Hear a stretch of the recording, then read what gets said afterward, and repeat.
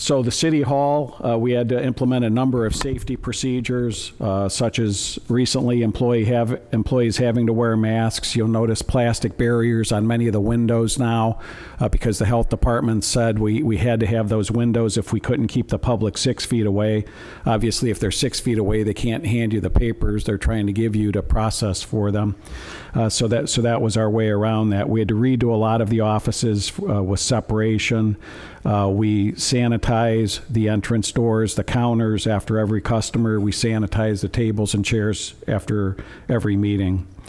We converted the building department with online forms and bill pay, as well as our water bills and trash bills. People can now sign up online, not have to physically come in and sign a card. Fire, LST, and police, who work very well together as a collaborative team. They're wearing masks on patrol when they're close to the public, both for the public safety and their safety. There are exceptions to that. Public safety is exempted by the state of Ohio because when they're talking on the radio, it's imperative that the dispatchers hear exactly what they're saying, and sometimes the mask can disrupt that a little bit. Rubber gloves are being used more frequently, and we used to go on every LST call.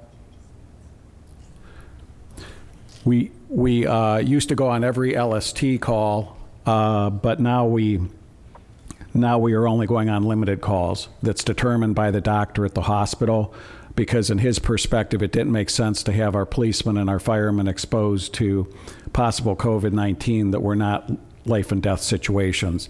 Somebody's not breathing, somebody's bleeding profusely, then our officers still go, but they're required now to meet up with LST and see the difference.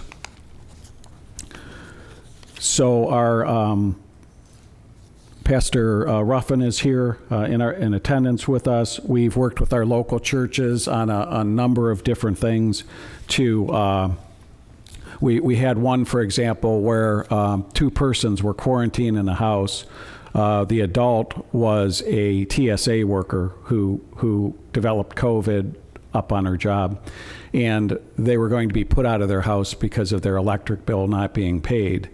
And it was like their quarantine was 2 or 3 days after Ohio Edison making the determination that they wouldn't disconnect them, so they were going to disconnect them because of that a couple days later, and there was no getting around that. And I reached out to our local church group, and 4 different churches combined resources to pay that bill and keep those folks in their house. We've had other churches help with delivery of groceries. We've had other churches help with lawn care and maintenance. And our law department has been busy going over these different laws, regulations to make sure that we're compliant and staying within all of the federal and state mandates. And you saw there on the pictures some of the different things that we just addressed there. So this is responding to an emergency as if we didn't have our hands full with the COVID. On April 7th, the city was struck pretty significantly with a tornado. And again, when we talk about teamwork, we brought out our forestry department, our street department, police and fire, sanitation, building department, and everybody worked together. As you can see from the photos, we had streets blocked, we had trees down on houses, and it took a massive effort with our entire staff. First of all, the trees that were laying in power lines, our crews couldn't get to. So Ohio Edison would address those first, clear them from the power lines. Then our crews would get the trees cut up, moved off into the tree lawn or off the road at least, so we could then reopen the roads back up as quickly as we could. Our street department worked with the electric and cable companies to restore services and keep the public safe. Police and fire took care of the street closures, inspecting for fire and electric damage and rerouting traffic. Our sanitation department was even involved. They would come in at their normal shift, 4 or 5 in the morning, do their normal sanitation route, and then we would take the garbage trucks, a couple of them out, dump the remaining trash out of the trucks, hose out the inside, and send those trucks back out to pick up debris that folks weren't able to get cut up. And then we could take that directly with the garbage trucks up to Smith Brothers, where they would use it for mulch, versus taking it down to the CPF and paying a higher per tonnage fee. The building department checked the integrity of buildings after the tornado and expedited permits so that we could get contractors getting homes and buildings back to normal. We had some commercial buildings where the roofs were literally blown off of them, had to be tarped and then rebuilt entirely.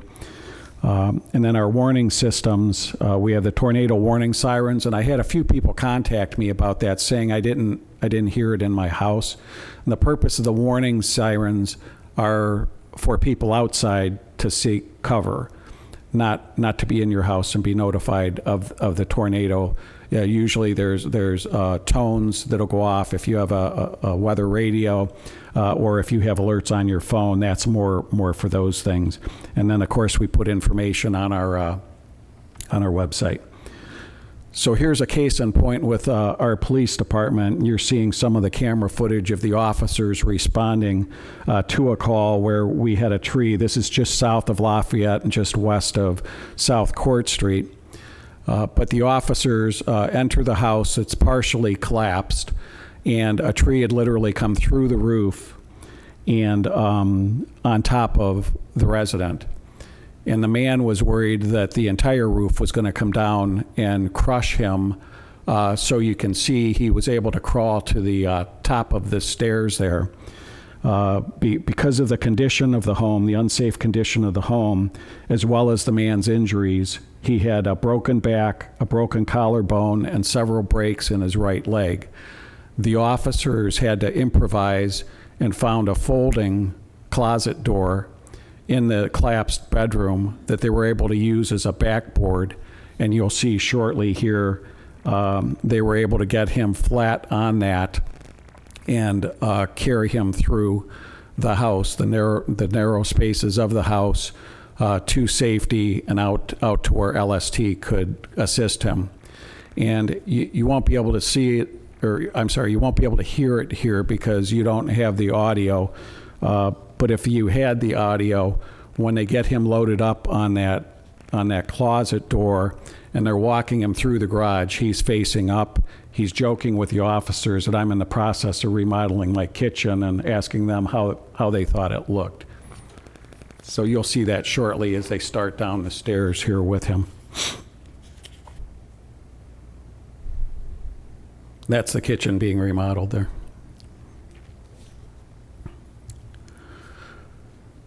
So the next slide is about unity in the community, and as I said, Pastor Ruffin's here. Pastor Ruffin reached out to Chief Kinney and I about having a demonstration, a unity demonstration on our square. And we had a march with a number of the local pastors, with public officials. 5 of our 7 council members were there. Elected officials from the county were there, as well as police officers, police representatives from across the county. That unity march led to then virtual discussions, which you're seeing one of those here with Chief Kinney and I, Pastor Ruffin, and Ashley Powell discussing some of the questions on Facebook, the importance of diversity, understanding different perspectives, as well as sharing some resources that either others had suggested or that I had found about helping to keep ourselves better informed. And through those discussions, we found that many in the community don't really know what all was in place already with our police department. So the chief put on the city Facebook and the police Facebook a fairness in policing document that talks about use regulations and rules are. And it was well enough received that the governor's office got a copy of it, and the man in charge of police reform for the state of Ohio is using ours as a template to talk about change in other police departments.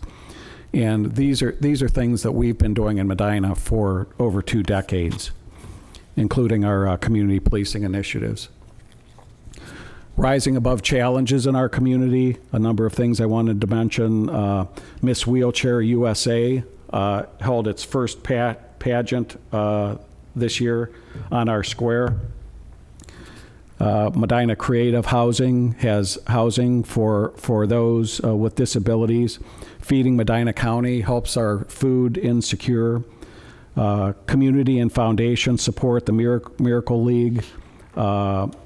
Has both a handicap bathroom, playground, and ball field that was supported by the Miracle League and the Willard Stevenson Foundation. And when I took over as mayor, we had 2 crosswalks on the square that were audible for visually impaired. And shortly after I was in office, I was contacted by an Akron group that bring van loads of folks with visual impairment. And they said, we'd love to be able to go all over your square, but we're kind of limited because of only having the 2 crosswalks. So having received that news, we worked and used some CDBG funds to do the other 2. So we have all 4 sides of the square done, which they're very much appreciative of. And we learned from that to also do the audible crosswalk aids at the corner of Northland Drive and Court Street for the Ann Tubbs residents just a little west of there, as well as Reagan and Court for Medina Creative Housing residents. Memorial Pool, we talked about just briefly at City Council, and a number of foundations and citizen donors donated to the city $20,000 in a week to help us financially support the opening of the Memorial Pool. We're averaging about 52 patrons per day. We had to spread the chairs out. We had to limit the number that could attend. But I wanted to mention the City Council unanimously approving us opening the pool once we got some of the financial resources to make that possible. And it's very well received in the community, especially for those who don't have anywhere else to go. Medina Square vitality, both pre and post-COVID.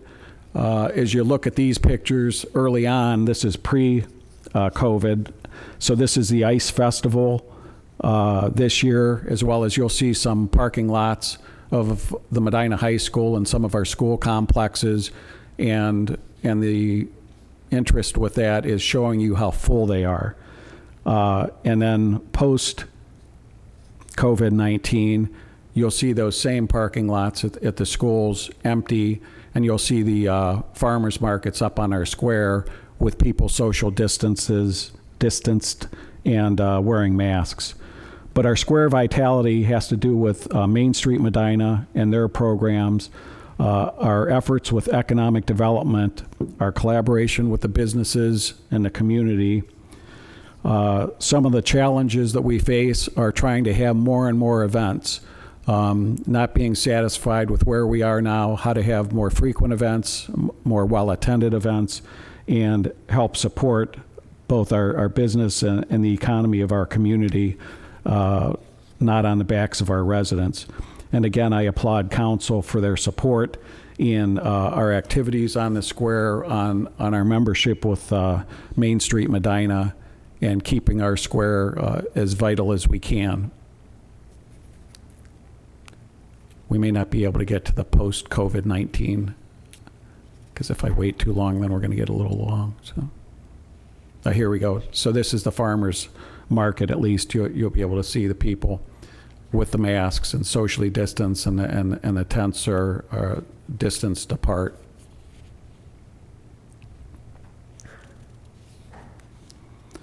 A parking deck immediately south of City Hall here that you saw when you walked in. Again, another great team approach.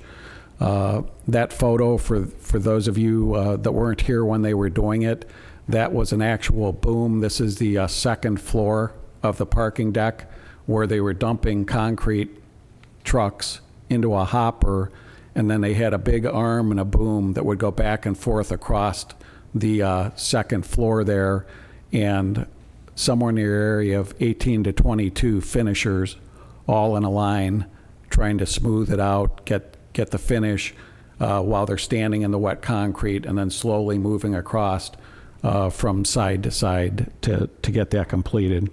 But the team approach involved engineering, community planning, the building department, the economic impact that such a garage would bring us, obviously city council support, city council for appropriating the funds that matched $1 million grant, as well as giving us permission to file for the grant from the state of Ohio. And the state was so pleased with the things that the city of Medina is doing on the square. That's why they gave us the $1 million grant to help support those things.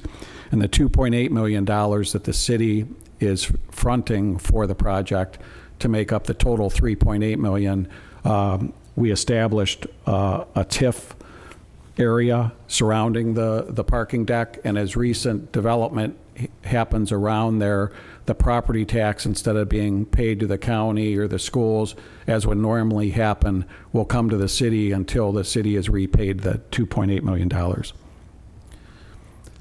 Maintaining our streets. We've done a great job of doing all our industrial streets. We do a couple $1 million in residential streets every year. Again, a good team approach with the engineering department, water department, community development, and support of city council. So the reason I mentioned water department, we're one of the few cities, when we redo a street, we replace every piece of infrastructure underneath it. We don't want to have to take a brand new street and dig it up a year from now or 2 years from now because of a water break or a sewer break or any other problem. So this is South Broadway Street, the video there. We obtained a $478,000 grant, which was 37% of the entire project. And that is one of our 2 brick streets. And people were a little worked up that we spent a little bit extra money, but the grant helped us with that to keep the brick. But the last time that brick street was truly redone was over 100 years ago. We tried to get 30 years out of our concrete streets, and that brick street lasted 30 years. It was not in good shape by any means, but it lasted that long. A couple other street projects. We've got a federal grant to do now West Smith Road from Court Street out to the fairgrounds. That will mean the entire length of West Smith Road will have been redone in the last decade. That will start around 2022. And it just takes, the reason I share 2022, it takes a while sometimes to do the design, the bids, and everything it takes. Virtual communication is something that we've all had to adapt to with the COVID-19. So the city and all of these were assisted, by the way, with Medina TV, and Miles is in the back here helping us now, and Miles and Jared did a great deal with this State of the City for us. But they helped with virtual city council meetings where the council members could be at separate locations and still take part in the meetings, as well as receive online comments in real time. Commissioners meetings, they did the same thing. School board meetings, they did the same thing. Councilman Shields and I do a 3rd grade program where we bring the 3rd graders into here and talk about local government, let them be council people, let them be the individual department heads. Well, we couldn't do that this year with the COVID, so we taped the 3rd grade program for them so that the teachers could then share it virtually and not have the 3rd graders miss out on that. We did a COVID-19 safety instruction at the pool. High school commencement was done with the help of Medina TV, and Cub Scouts online camp, all with the help of Medina TV. Economic development. We partnered with the county on small business grant programs. This helps with rent, utility payments, training dollars for furloughed or employees that were laid off because of the COVID, personal protection equipment, damage not covered by insurance, a variety of things. Medina City Council recently authorized $5,000 to purchase 3-ply disposable masks to distribute to our small businesses and help them out so they weren't having that extra expense as well. Sometimes these small businesses, if you think about them on the square, there may only be 1 or 2 employees, and they may not be able to come here to get the masks. If that's the case, one of our staff members will deliver it. I've done it. Kimberly's done it. Barbara in our economic development's done it. Jonathan has done it. Council also approved $2,500 to Cups Cafe to help with food insecure folks. And when Huntington Bank saw what the city council did, they matched that with a $5,000 grant to Cups Cafe. Team Neo and Jobs Ohio put together personal protection equipment kits that we distributed to our local businesses. It had to be less than 100 employees. Then we had a number of our local businesses that converted some of their existing lines to help with the COVID. So Spray Products created both sanitizer in a spray can and a pour can, and they were able to get their approval from the FDA in 30 days. I can tell you that generally doesn't happen, but because of the city's relationship with our federal legislators, we were able to get that pushed through so they could get going and get approved for that. Carlisle Brake and Friction closed their Oklahoma plant, brought all those jobs to Medina a few years ago, and they recently told us they wanted to bring their corporate headquarters or the majority of it down to Medina. So they're building an office complex in the front to bring 48 full-time positions and another $5.5 million in payroll by the end of this year. Firedex was able to develop reusable and washable isolation gowns. You saw some pictures of that just a short time ago. The advantage of that is prior to that, the gowns could be worn once and then had to be disposed of. Now they can wash them over and over again and get a great deal of use for just a little bit more cost. The city has been a Tree City USA for over 38 years. And we're very proud of that. We have over 13,000 street trees in our right-of-way. We do them on a 4-year prune cycle.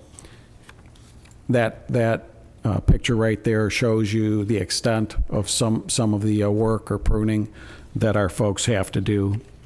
That's our equipment there, our staff there, and Miles Drone getting the picture for us.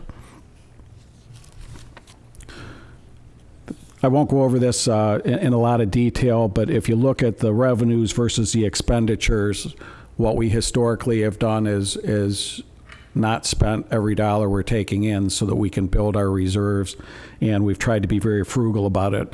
Now you'll notice in 2020 it takes a little bit of a dip there, and the reason is we know the revenues are going to be down, and we had to cut our expenses to match that.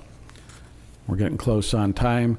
So Madison and Aiden want to know if anybody has any questions. Thank you.